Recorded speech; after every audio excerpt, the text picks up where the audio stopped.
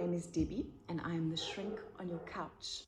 I am a psychologist and a sleever, and online and offline, I help weight loss surgery patients who are terrified of regain to overcome compulsive and emotional eating so that they can be assured of their long term weight loss surgery success, even if they've lost their way a little somewhere along the journey.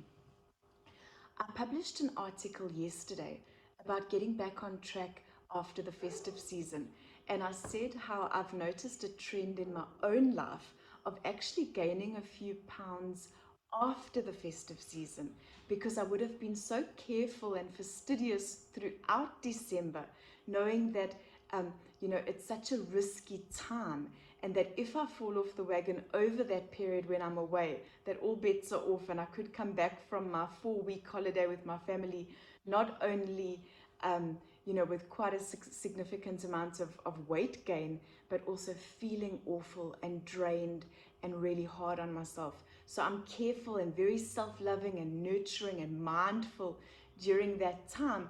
But then I think, once I return to my normal life, I exhale, and that's when there can be an ironic weight gain. And so, I've spent some time in the last week resolving within my mind to course correct.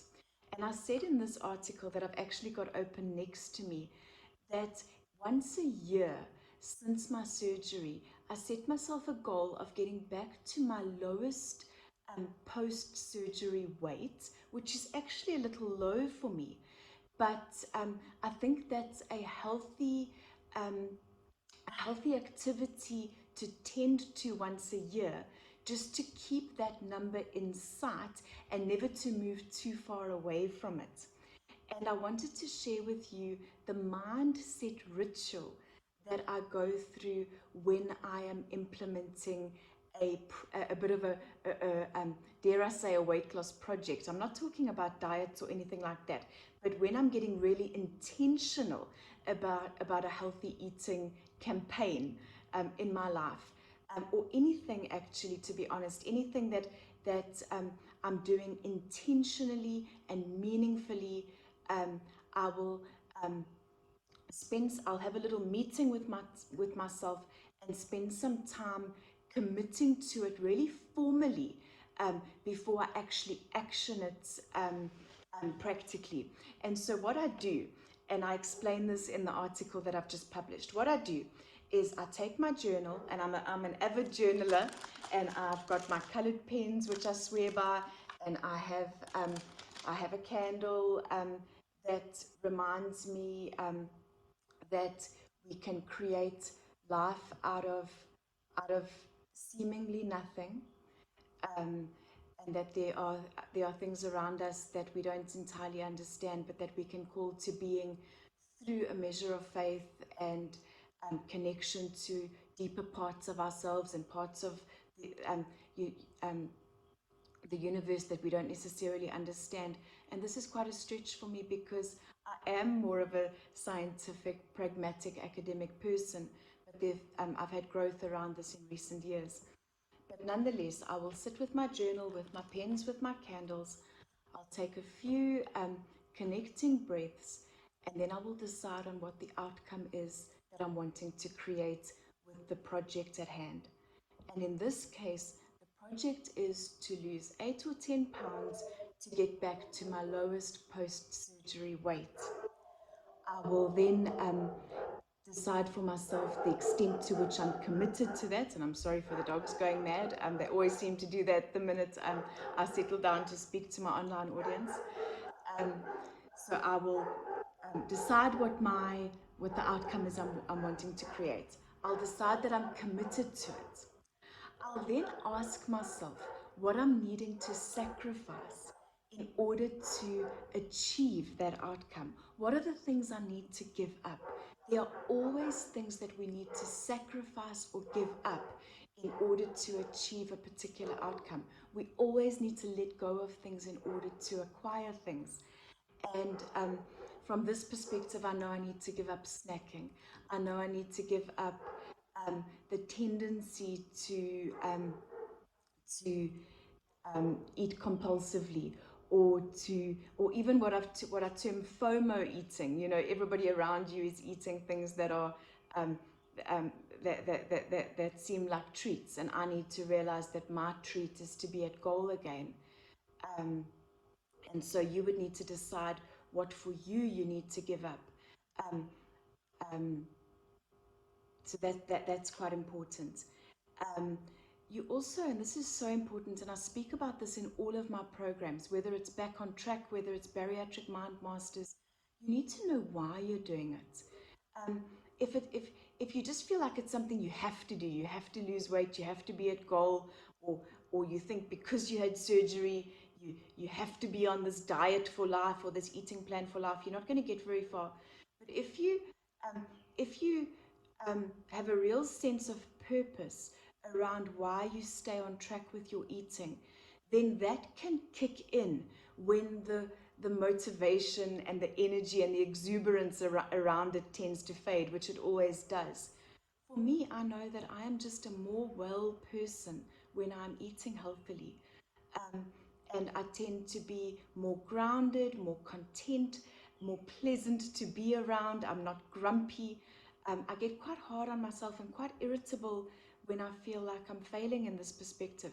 And so it's simple for me. I've told myself for about a year now that my why from an eating perspective is simply to be well. And when I'm well, I'm pleasant. And so my why is to be well. And that's quite meaningful to me. Um, and then I've been quite captivated in the last year or so by authors who all seem to be converging on this idea that who we are being in the moment is more important than what we are doing, and that our being is our life force, and that the doing is secondary, um, and that it's a far quick, we're able to expedite our results through being rather than just focusing on the nitty gritty of action. And so, in order for me to be at my goal weight, um, I need to focus on being a slim, fit, healthy, exuberant, joyful person. Um, I need to be always calm in the presence of food and know that I can easily maintain my weight at about 120 pounds. That's a statement of being, of truth, rather than saying things like, oh goodness, I need to focus on calories and protein and water and vitamins. I need to say, I have relinquished my obesity struggles in my life. I've stepped into a new way of being, and going forward, I'm always calm in the presence of food and I maintain my weight at roughly 120 pounds.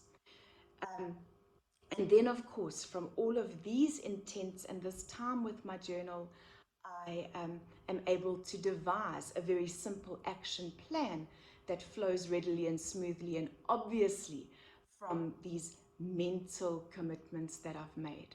So I don't want to ramble on and on, but just to know that that that often it's quietening yourself first and meeting with yourself in stillness and getting a sense of purpose and commitment before you start deciding what you're going to do and how you're going to do it and what plan you're going to follow. That often secures the best gains and the best outcomes in the long term.